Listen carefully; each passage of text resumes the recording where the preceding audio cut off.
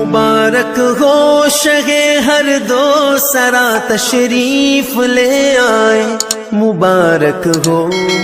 आलमीन वस्सलातु वस्सलामु अला सय्यिदिल अशरफिल अंबिया'i वल मुरसलीन व अला आलिहि व अस्हाबिहि अजमाइन। मुअज्जिज़ मुहतरम हज़रत मुसल्लियान किराम, अस्सलामु अलैकुम व रहमतुल्लाहि व बरकातुहू। মহান রব্বুল আলামিন আকামুল হাকিমিনের আলিশান দরবারে লক্ষ কোটি শুকরিয়া আদায় করছি যে আল্লাহ সুবহানাহু ওয়া তাআলা আপনাকে আমাকে দয়া মায়া মেহেরবানি করে আজকে পবিত্র জুমাতুল মুবারাকায় আল্লাহর ঘর মসজিদে আসার বসার তৌফিক দিয়েছেন। রব্বুল আলামিনের দরবারে শুকরিয়া তান সকলে পড়ি আলহামদুলিল্লাহ। লক্ষ কোটি দুরূদ এবং সালাতু সালাম আকায়ে নামেদার তাজদার মদিনা हुजूर सरवार कायनात इमामुल अंबिया इमामुल मुरसलीन नबी दो जहां रहमतुल लिल आलमीन मुहम्मद मुज्तबा अहमद मुस्तफ़ा सल्लल्लाहु अलैहि वसल्लमेर नुरानी कदम मुबारके लक्ष कोटी दुरूद एवं सालातु सालामेर हादिया नजराना पेश करছি। মহান রব্বুল আলামিন আমাদেরকে তৌফিক দিয়েছেন আজকে আমরা সুস্থ শরীরে আল্লাহর ঘর মসজিদে আসার তৌফিক আল্লাহ পাক এখনো আমাদের জন্য রেখেছেন। যে আল্লাহ সুবহানাহু ওয়া তাআলা আমাদেরকে এতটা সম্মানিত করেছেন, ইন্নী জাইলুন ফিল আরদি খলিফা, আল্লাহ পাক আমাদেরকে খলিফা নিযুক্ত করে দুনিয়াতে পাঠিয়েছেন। সুবহানাল্লাহ। আমাদেরকে কেন খলিফা বানিয়েছেন? সমস্ত সৃষ্টি জগতের মধ্যে আল্লাহ সুবহানাহু ওয়া তাআলা ইনসানকে, মানুষকে, মানব জাতিকে শ্রেষ্ঠত্ব দান করেছেন। হযরত আদম আলাইহিস সালামের সামনে সমস্ত ফেরেশতারা মাথা ঝুঁকিয়ে দিয়েছে, সিজদায় অবনত হয়েছে। আমাদেরকে আল্লাহ পাক সম্মানিত করেছেন। আমরা ইনসান, আমরা মানুষ। পৃথিবীর মধ্যে যত হাইওয়ানাত আছে, নাবাতাত আছে, 18,000 মাখলুকাতের মধ্যে সর্বশ্রেষ্ঠ জীব আশরাফুল মাখলুকাত, যার নাম কি ইনসান। যার নাম কি আমরা। কারণ আমাদেরকে আল্লাহ পাক জ্ঞান দান করেছেন, যেটা পশু পাখিকে দান করে নাই। আমাদেরকে আল্লাহ আকল দান করেছেন, যেটা গরু গাধাকে দান করে নাই। আমাদেরকে আল্লাহ ফাহাম দান করেছেন, আমাদেরকে আল্লাহ বুদ্ধি দান করেছেন, যে বুদ্ধি ইনসান ছাড়া আল্লাহ পাক অন্য কোনো কাউকে, কোনো সৃষ্টিকে দান করে নাই। আল্লাহর এত বড় নিয়ামত আমরা পেয়েছি তো ঠিক, আমরা ভুলে গেছি যে আমাদের জ্ঞানকে, আমাদের বুদ্ধিকে আমরা কোন খাতে ব্যয় করব। আপনি মনে করেন ঢাকা থেকে চট্টগ্রাম যাবেন, এখন চট্টগ্রামের রাস্তা হচ্ছে পূর্ব দিকে। আপনি পূর্ব দিকে যদি হাঁটাও শুরু করেন, তাহলে 2 দিন লাগুক, 3 দিন লাগুক, 5 দিন লাগুক, আপনি জায়গা মতো পৌঁছতে পারবেন। আপনি হেঁটে যান, গাড়িতে যান, প্লেনে যান, জাহাজে যান, ট্রেনে যান, যেভাবে আপনি যান, আপনার রাস্তাটা যদি সঠিক হয়, তাহলে আপনি আজকে না হোক কালকে, কালকে না হোক পরশুদিন আপনি পৌঁছবেন। কিন্তু আপনি যাবেন পূর্ব দিকে, যাবেন চট্টগ্রামে, আপনি রওনা করলেন পশ্চিম দিকে, তাহলে আপনি যত বেশি ওই দিকে যাবেন, তত বেশি আপনার গন্তব্য থেকে দূরে চলে যাবেন। আপনার গন্তব্যে আপনি আর পৌঁছতে পারবেন? আপনি 1 মাস সফর করবেন, যত সফর করেছেন, আপনার গন্তব্য থেকে আপনি ততই দূরে। যদি গন্তব্য স্থান সঠিক না হয়, যাওয়ার জায়গা যদি সঠিক না হয়, আল্লাহ বলছেন ইহদিনাস সিরাতাল মুস্তাকিম। আমাদেরকে আল্লাহ শিখিয়েছেন নামাজের মধ্যে 5 ওয়াক্ত নামাজে আমরা দোয়া করি, আল্লাহ আপনি আমাদেরকে সঠিক রাস্তায় পরিচালিত করুন। সঠিক রাস্তা কোনটা? আল্লাহ পাক জবাবও দিয়ে দিয়েছেন, সিরাতাল্লাযিনা আনআমতা আলাইহিম। সঠিক সরল পথ হচ্ছে ওই পথ যেই পথে আমার নিয়ামত প্রাপ্ত বান্দারা গিয়েছে, আমার নবীরা গিয়েছে, রসুলরা গিয়েছে, মুত্তাকিরা গিয়েছে, সিদ্দিকিনরা গিয়েছে, শুহাদারা গিয়েছে, সালিহিনরা গিয়েছে। আমরা আমাদের জীবনকে অনেক সময় কঠিন বানিয়ে ফেলি। মানুষের লোভ, লালসা যখন চলে আসে তখন মানুষ অন্ধ হয়ে যায়। সে এমনভাবে অন্ধ হয়ে যায়, সে কিসের পিছনে ছুটছে সে নিজেও জানে না। যখন লোভ লালসা নিজের অন্তরের মধ্যে গেঁথে বসে যায়, তখন আপনি তাকে যত কিছুই দেন না কেন, যত অর্থ যত বিত্ত তার কাছে আসুক না কেন, তার মন মুতমাইন হয় না, প্রশান্ত হৃদয় হয় না, অন্তর ঠান্ডা হয় না, তার ভিতরে জ্বালা মনে হয় আরো বাড়তে থাকে। এরকম জ্বালা যখন বেড়ে যায় তখন সে হিতাহিত জ্ঞান হারিয়ে ফেলে। আল্লাহ পাক তাকে যে সম্মান দিয়ে দুনিয়াতে পাঠিয়েছে, যে ইনসানের সামনে ফেরেশতারা সেজদারত হয়েছে, তাকে আল্লাহ পাক যতটা ইজ্জত দিয়েছে, সম্মান দিয়েছে, সে সব ভুলে যায়। তখন মানুষ হওয়ার পরেও যে আকল আল্লাহ পাক তাকে দান করছে, সেই আকল সে ভালো কাজে লাগাতে পারে না। আজকে আপনি দেখেন আমাদের সমাজের মধ্যে যদি আমরা তাকাই, করোনা ভাইরাস আসার পরে আমরা নিউজগুলির মধ্যে শুধুমাত্র আপডেটগুলি জানতে পারতাম যে কোথায় কতজন মানুষ মারা যাচ্ছে। কিন্তু এখন যখন করোনা ভাইরাসটা একটু কমা শুরু হয়েছে, বা আল্লাহ সুবহানাহু ওয়া তাআলা আমাদের জন্য একটু স্বস্তির ব্যবস্থা করে দিয়েছেন, কিন্তু স্বস্তি আমরা পাচ্ছি না। কারণ টিভি খুললে এখন কে কারে কিভাবে মেরে বড়লোক হবে ওই নিউজগুলি আমাদের সামনে আসে। কোথায় যাবেন? এই যে মানুষের সাথে ধোঁকাবাজি করা, মানুষকে মিথ্যা বলা, আল্লাহ পাক এই জন্যই বলেছেন লাআনাতুল্লাহি আলাল কাযিবিন, মিথ্যাবাদীদের উপরে আল্লাহর লানত। আর মিথ্যা সমস্ত পাপের মূল। নবীজি সাল্লাল্লাহু আলাইহি ওয়াসাল্লাম বলছেন ফাইন্না সিদকা তুমানিনাতুন, সত্যবাদিতার মধ্যে, সত্যের মধ্যে শান্তি আছে, কিন্তু ওয়াইনাল কিযবা রিবা, আর মিথ্যার মধ্যে আছে অশান্তি আর দুর্ভোগ আর দুশ্চিন্তা।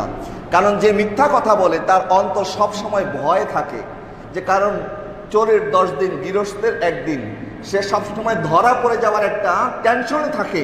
আবার একটা মিথ্যা কথা বলেছে, ওই একটা মিথ্যা কথা বলা ঢাকতে গিয়ে আরো 10টা মিথ্যা কথা তাকে বলতে হয়। কিন্তু আপনি যদি সত্য কথা বলে দেন, আপনার অন্তরে আর কোনো টেনশন নাই, বলে যা হওয়ার হবে, যা বলার তো বলেই দিয়েছি। কিন্তু আপনি যদি মিথ্যা বলেন, ওই মিথ্যা সমস্ত পাপের মূল। মিথ্যা মানুষকে দিয়ে এমন জঘন্য কাজ করায়, আপনি শুনলে অবাক হয়ে যাবেন। যে হাসপাতালের এমডি এবং চেয়ারম্যানকে ধরা হয়েছে, সেই হসপিটালে ড্রাইভারদেরকে ভাড়া করা হতো, ড্রাইভারদেরকে বলা হতো তুমি যদি কাউকে অ্যাক্সিডেন্ট করে নিয়ে আসতে পারো তাহলে তোমাকে কমিশন দেওয়া হবে। জোরে বলুন না নাউজুবিল্লাহ। মানুষ হসপিটালে যায় জীবন বাঁচানোর জন্য, আর সেখানে হসপিটাল খোলা হয়েছে মানুষকে জবে করার জন্য। কত মানুষ তারা এইভাবে মেরে ফেলেছে, হিসাব নাই। এখন আস্তে আস্তে সব বের হচ্ছে। এটা তো একটা হসপিটালের ঘটনা। এরকম আমাদের বাংলাদেশে কি খালি এক হসপিটালই হয়, বাকি হসপিটালগুলি হয় না? হয়। এই কাজ যারা করছে তারা মুসলমান। সেই ব্যক্তি দেখলাম মসজিদের সামনে গিয়ে সেলফি তুলেছে, লেভেল লাগিয়েছে মুসলমানের, লেভেল লাগিয়েছে ভালো মানুষের। নবীজি সাল্লাল্লাহু আলাইহি ওয়াসাল্লামকে এক সাহাবী জিজ্ঞেস করছে, ইয়া রাসূলুল্লাহ, মুসলমান কি কখনো ভীতু হতে পারে? তখন নবীজি বলেছেন, না, মুসলমান ভীতু হতে পারে না, মুসলমান হবে সাহসী। তবে হ্যাঁ, কিছু কিছু সময় মুসলমান ভীতু হয়ে যায়। যেমন যখন সন্তান হয়, সন্তানের আগে যখন সে একা থাকে তখন সে চিন্তা করে না, সে যুদ্ধের ময়দানে চলে যায়, তার ভিতরে একটা জওয়ানি থাকে, সে কিছুর ভয় করে না। কিন্তু যখন সন্তান হয়ে যায় তখন সে চিন্তা করে, এখন আমি যদি চলে যাই আমার সন্তানের কি হবে। মুসলমান বাহাদুর হয়, কিন্তু হতে পারে কখনো কখনো সে ভীতু হয়ে যেতেও পারে। সাহাবী আবার আরজ করছেন, ইয়া রাসূলুল্লাহ, মুসলমানরা কি কখনো, ইমানদাররা কি কখনো বখিল হতে পারে? তো নবীজি বলেছেন, না, ইমানদার কখনো বখিল হবে না, ইমানদার সাখী হবে। তবে হ্যাঁ, কখনো কখনো সে বখিলও হয়ে যেতে পারে।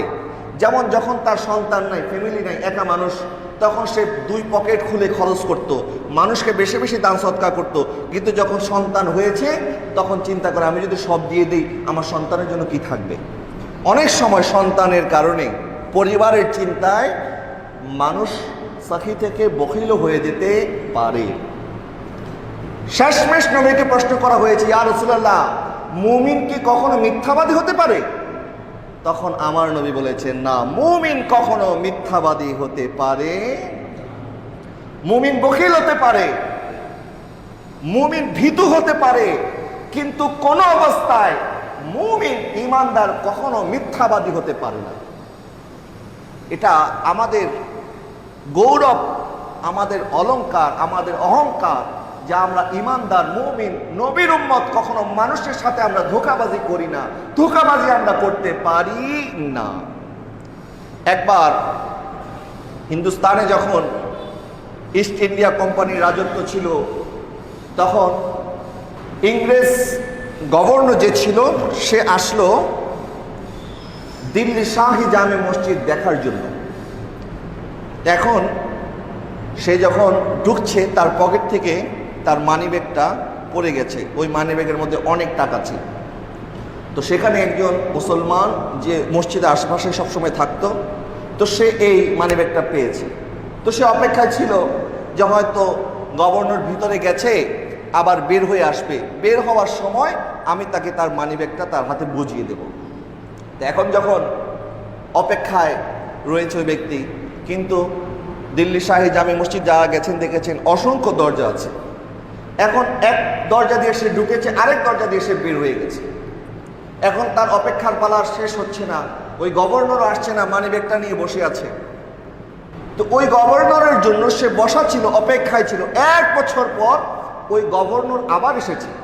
1 বছর পর যখন এসেছে, ওই মুসলমান তখন গভর্নরের সামনে তার মানিব্যাগটা পেশ করেছে। বলছে, আপনি যে গত বছর এসেছিলেন, এই 1 বছর যাবৎ আমি আপনার মানিব্যাগটা হেফাজত করে রেখেছি আপনার হাতে, আপনার আমানত পৌঁছিয়ে দেওয়ার জন্য। তো গভর্নর অবাক হয়ে গেছে যে 1 বছর আগের কথা, তুমি 1 বছর যাবৎ আমার এই মানিব্যাগটা তুমি কি জন্য হেফাজত করে রেখেছো? তখন সেই ব্যক্তির জবাব শুনেন। সেই ব্যক্তি বলছে, আপনি ঈসা আলাইহিস সালামের উম্মত, আর আমি আমার নবী সাল্লাল্লাহু আলাইহি ওয়াসাল্লামের উম্মত। কিয়ামতের ময়দানে আপনার নবী ঈসা আলাইহিস সালাম যদি আমার নবীর কাছে বিচার দেয়, আমার এক উম্মতের পকেট থেকে মানিব্যাগ পড়ে গিয়েছিল, তোমার উম্মত সেই মানিব্যাগ চুরি করে ফেলেছে, আমি নবীর সামনে কি জবাব দেব? আমার নবী তো ঈসা আলাইহিস সালামের সামনে লজ্জিত হবে। আমার নবী যেন লজ্জিত না হয়, আমার নবীর খাতিরে আমি তোমার মানিব্যাগটাকে হেফাজত করে রেখেছি। প্রিয় হাজরিন, আমরা মুসলমান কখনো ধোঁকাবাজ হতে পারে না, মুসলমান কখনো মিথ্যা কথা বলতে পারে না। নবীজি বলছেন, আমি কি তোমাদেরকে 3টা বড় কবিরা গুনার কথা বলবো না? তখন সাহাবায়ে কেরাম বলছেন, ইয়া রাসূলুল্লাহ, অবশ্যই বলুন। তো নবীজি বলছে, ইশরাকু বিল্লাহ, 1 নাম্বার বড় কবিরা গুনাহ হচ্ছে আল্লাহর সাথে কাউকে শরীক করা। 2 নাম্বার আমার নবী বলছেন, ওয়া উকুকুল ওয়ালিদাইন, পিতামাতার অবাধ্য হওয়া। এই 2টা বড় কবিরা গুনাহ। 3 নাম্বার যখন আমার নবী বলবেন, নবীজি এতক্ষণ মসজিদে নববীর এখানে দেয়ালের মধ্যে হেলান অবস্থায় ছিলেন। 3 নাম্বার কথা বলার সময় নবীজি উঠে বসলেন এবং নবীজি সাল্লাল্লাহু আলাইহি ওয়াসাল্লাম বলছেন, ওয়া আলা কওলু যুর, এবং মিথ্যা সাক্ষী দেওয়া, এটা হচ্ছে কবিরা গুনাহ। নবীজি বারবার এই কথা বলতে লাগলেন, মিথ্যা সাক্ষী দেওয়া কবিরা গুনাহ। আর আমরা এখন কথায় কথায় মিথ্যা কথা বলি। আপনার মাল নষ্ট হয়ে গেছে, আপনি ভালো মাল বলে চালিয়ে দিচ্ছেন। আমি চিন্তা করছি না যে ধোঁকা আমি তার সাথে করছি, এই ধোঁকাটা একদিন আমার সাথেও হতে পারে। প্রিয় হাজরিন, যারা এই ধরনের কাজ করছে, পাপ করতে করতে, মিথ্যা কথা বলতে বলতে তারা মানুষকে হত্যা পর্যন্ত করে ফেলে। প্রিয় হাজরিন, এই যে মানুষকে আমরা কতল করছি, সেটা যেভাবেই হোক, আপনি শুধুমাত্র ছুরি দিয়ে তার পেটের মধ্যে আঘাত করার পরে মরে গেলে এটা কতল হবে, আর কাউকে মিথ্যা কথা বলে হসপিটালে ভর্তি করাইয়া দিলেন আর ডাক্তারির নামে আপনি তাকে জবে করে দিলেন, এটা কি হত্যা হবে না? আজকে আমাদের হসপিটালগুলির মধ্যে কি হচ্ছে, যেটা আমাদের এখন সমস্ত কিছু স্পষ্ট হয়ে গেছে। অথচ আমার নবী সাল্লাল্লাহু আলাইহি ওয়াসাল্লাম বিদায় হজের সময় আরাফার ময়দানে, হজের পরবর্তী দিন, কোরবানির দিন, নবীজি সাল্লাল্লাহু আলাইহি ওয়াসাল্লাম সবাইকে জিজ্ঞেস করছেন, আইয়ু ইয়াউমিন হাযা, আজকে কোন দিন? তো সাহাবায়ে কেরাম জানতেন মাত্র কালকে হজ করেছি, এখন মিনাতে আছি, আজকে তো কোরবানির দিন। কিন্তু সাহাবীরা কেউ জবাব দিলেন না, বললেন আল্লাহু ওয়া রাসূলুহু আ'লাম। হুজুর আমরা আজকে জানি না আজকে কোন দিন, বরং আল্লাহ এবং তার রাসূল ভালো জানেন। নবী আবার জিজ্ঞেস করলেন আইয়ু শাহরিন হাযা। সাহাবায়ে কেরাম জবাব দিচ্ছেন না। নবী জিজ্ঞেস করছেন এটা কোন মাস? সাহাবায়ে কেরাম বলছে আল্লাহু ওয়া রাসূলুহু আ'লাম। হুজুর আমরা জানি না এটা কোন মাস, এটা আল্লাহ এবং তার রাসূল ভালো জানেন। সুবহানাল্লাহ বলেন। নবীজি বলছেন আইয়ু বালাদিন হাযা, এটা কোন শহর, এই ভূমির নাম কি? সাহাবায়ে কেরাম জবাব দিচ্ছেন আল্লাহু ওয়া রাসূলুহু আ'লাম। হুজুর আমরা জানি না, আল্লাহ এবং তার রাসূল ভালো জানেন। সুবহানাল্লাহ। সহিহ বুখারীর হাদিস। তো ওনাদেরকে জিজ্ঞেস করা হয়েছিল আপনারা তো জানতেন আজকে কোরবানির দিন, তো বললেন না কেন? আপনারা তো জানতেন এটা জিলহজ মাস, জবাব কেন দেন নাই? আপনারা তো জানতেন এটা মক্কা শহর, কেন জবাব দেন নাই? সাহাবায়ে কেরামের জবাব শুনেন। সাহাবায়ে কেরাম বলছেন নবীজি যখন প্রশ্ন করছে তখন আমরা তো জানি না নবীজি কি উদ্দেশ্যে প্রশ্ন করছে। আমরা ভেবেছিলাম নবীজি হয়তো নামগুলিকে পরিবর্তন করে দেবে। আমাদের কি বলার আছে? নবী যদি বলে এই শহরের নাম মক্কা নয় মদিনা, আজকে থেকে এই শহরের নাম মদিনা মুনাওয়ারা হয়ে যাবে। নবীজি যদি বলে এই মাসের নাম জিলহজ নয় মুহররম, আজকে থেকে মুহররম হয়ে যাবে। নবীজি বলে এই দিনের নাম ঈদুল আজহা নয় ঈদুল ফিতর, আজকে থেকে এই দিনের নাম ঈদুল আজহা থেকে ঈদুল ফিতর হয়ে যাবে। কারণ নবী যা বলবে এটাই আমাদের শরীয়ত। নবীজির প্রতি সাহাবায়ে কেরামের ভক্তি ছিল, তাজিম ছিল। তো নবীজি বলছেন এই শহরের নাম হারাম, এই মাসের নাম জিলহজ মাস, এই দিনের নাম ইয়াউমে নাহার, কোরবানির দিন। নবীজি বলছেন ফাইন্না দিমাআকুম ওয়া আমওয়ালাকুম আলাইকুম হারামুন। আজকে থেকে তোমাদের উপরে তোমাদের একজনের মাল আরেকজনের জন্য, একজনের রক্ত আরেকজনের জন্য আমি নবী হারাম করে দিলাম। সুবহানাল্লাহ। আপনি নিজের শরীরে যদি নিজে কাটেন রক্ত বের হবে কিনা? এখন নিজের শরীর নিজে কাটার অনুমতি ইসলাম দেয় না। আপনি যদি আত্মহত্যা করেন, ফ্যানের সাথে লটকায় থাকেন, আপনি বলবেন আমার শরীর, আমি মালিক, আমি যা খুশি তাই করব, কিন্তু শরীয়ত এটাকে অ্যালাউ করে না।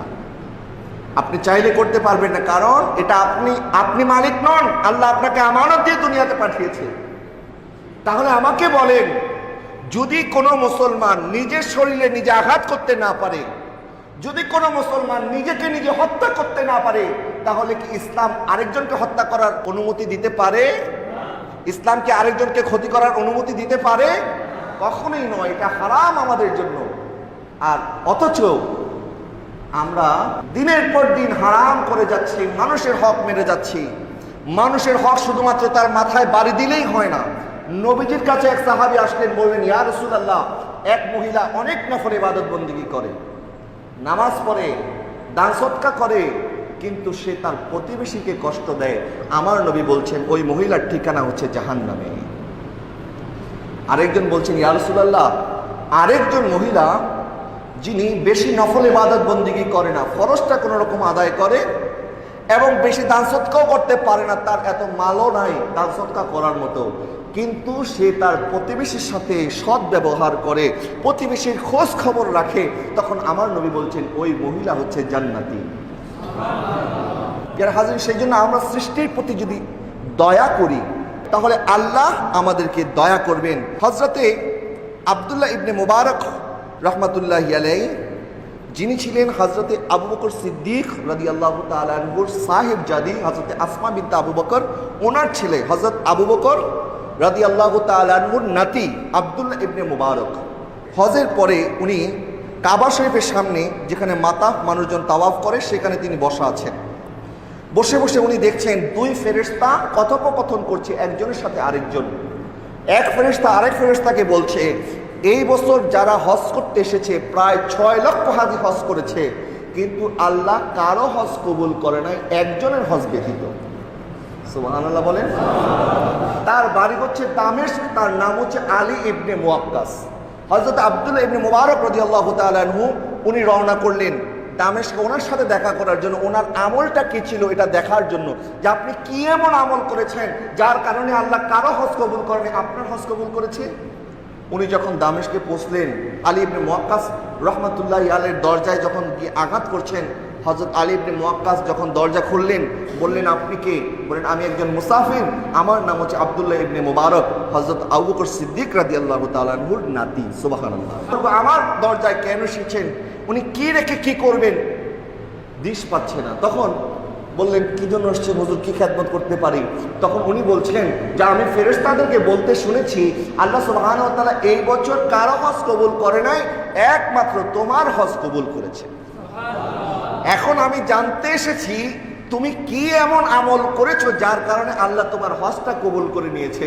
তখন আলী ইবনে মুয়াক্কাস রাহমাতুল্লাহি আলাইহি বলছে, হুজুর আপনি এটা কেমন কথা বললেন? আমি তো এই বছর হজেই যাই নাই। সুবহানাল্লাহ বলেন। বলে আমি এই বছর তো হজেই যাই নাই, আল্লাহ আমার হজ কিভাবে কবুল করলেন?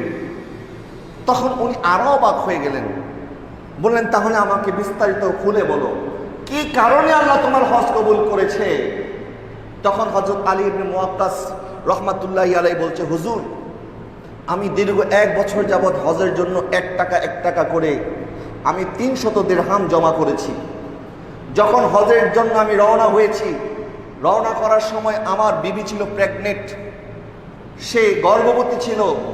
যাওয়ার সময় সে আমাকে বলছে, স্বামী আপনি চলে যাচ্ছেন, পাশের ঘর থেকে গোশতের ঘ্রাণ পাওয়া যাচ্ছে, যাওয়ার আগে আসুন আমরা দুইজন মিলে কিছু খাবার গ্রহণ করি, আপনি আমার জন্য পাশের ঘর থেকে কিছু গোশত নিয়ে আসেন। একদিকে কাফেলা দাঁড়িয়ে আছে, রওনা হয়ে যাবে হজের জন্য। এখন উনি পাশের ঘরে যখন গিয়ে বললেন, ভাই আমি তো হজে চলে যাচ্ছি, আমার বিবি তোমার ঘর থেকে গোশতের ঘ্রাণ পেয়ে আমাকে অনুরোধ করেছে আমি যেন তোমার কাছ থেকে কিছু গোশত নিয়ে তাকে নিয়ে খাই। তখন ওই প্রতিবেশী বলছে, না তোমাকে এই গোশত দেওয়া যাবে না, চলে যাও। তো এখন উনি আঘাত পেলেন যে আমার প্রতিবেশী আমাকে গোশত দেবে না, কেন দেবে না ভাই, কি সমস্যা, আমাকে দিতে হবে। উনি যখন বারবার জোরাজোরি করছে, বারবার উনি বলছে না তোমাকে দেওয়া যাবে না, চলে যাও। তারপরে উনি বুঝলেন না এখানে কিছু ঘটনা আছে, তো উনি বারবার জানতে চাইলেন কেন দেওয়া যাবে না।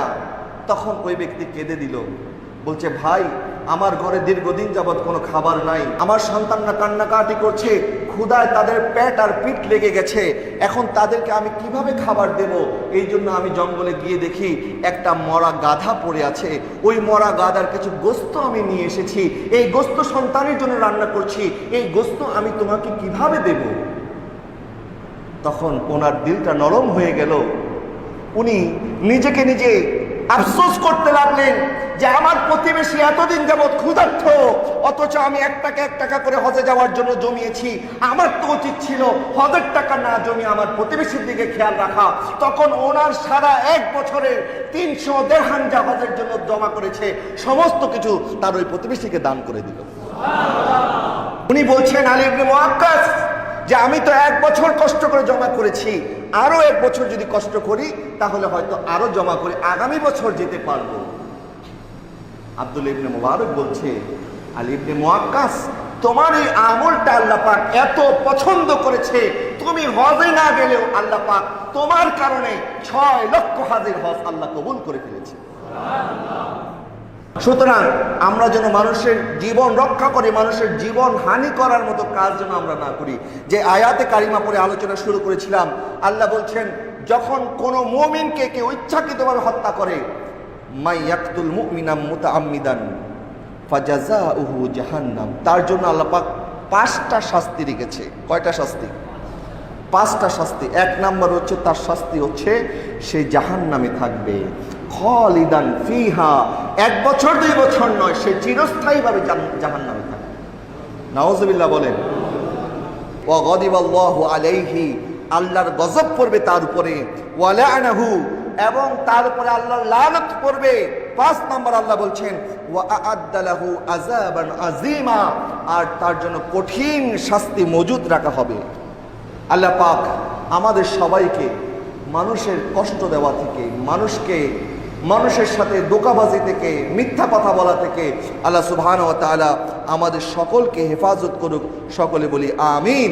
প্রিয় হাজরিন, আমাদের জীবনটা সংক্ষিপ্ত, সেই জন্য এই জীবনে আমরা এমন কোন কাজ যেন না করি কিয়ামতের ময়দানে আল্লাহ বলবেন ওয়াইযাল মাউউদাতু সুইলাত বিআইয়ি যামবিন কুতিলাত। কিয়ামতের ময়দানে ওই সমস্ত বাবাদেরকে যখন হাজির করা হবে যারা তার সন্তানকে হত্যা করেছে, জাহিলি যুগে কন্যাদেরকে হত্যা করা হতো, আমার আল্লাহ হত্যাকারীকে জিজ্ঞাসা করবেন না কেন হত্যা করেছো, বরং যাকে হত্যা করা হয়েছে তাকে প্রশ্ন করবে তোমাকে কেন হত্যা করা হয়েছে। আয়াতের দিকে যদি আপনারা খেয়াল করেন, অপরাধীকে জিজ্ঞাসা করা দরকার যে তুমি কেন অপরাধ করেছো, আর যার সাথে অপরাধ করা হয়েছে মুসলিমকে যদি জিজ্ঞেস করে তোমার সাথে কেন অপরাধ করা হয়েছে, কেন আল্লাহ পাক কাতিলকে প্রশ্ন না করে মাকতুলকে প্রশ্ন করবে, এর জবাব হচ্ছে কারণ আল্লাহ সুবহানাহু ওয়া তাআলা ওই কাতিলদেরকে এত অপছন্দ করবেন কিয়ামতের ময়দানে তাদের সাথে কথাও বলবেন না, তাদের চেহারাও দেখবেন না, বলবে তোমাদেরকে আমি এত ঘৃণা করি, আজকে তোমাদের কাছে আমি জবাব জানতে চাইবো না, বরং যাকে হত্যা করা হয়েছে তাকে প্রশ্ন করা হবে কি কারণে তোমাকে হত্যা করা হয়েছিল। ওই কাতিলকে আল্লাহ পাক কতটা ঘৃণা করে, আল্লাহর গজব তার উপরে, আল্লাহর লানত তার উপরে। সেই জন্য আমরা যেন কাউকে হত্যা না করি, হত্যা করার কারণ যেন না হয়ে যায় আমার কোনো মিথ্যার কারণে, আমার কোনো ধোঁকাবাজের কারণে কারো জীবনে যেন কোনো ক্ষতি না হয়। আল্লাহ সুবহানাহু ওয়া তাআলা আমাদের সকলকে হেফাজত করে। সকলে বলি আমিন। ওয়া আখির দাওয়ানা আলহামদুলিল্লাহি রাব্বিল আলামিন।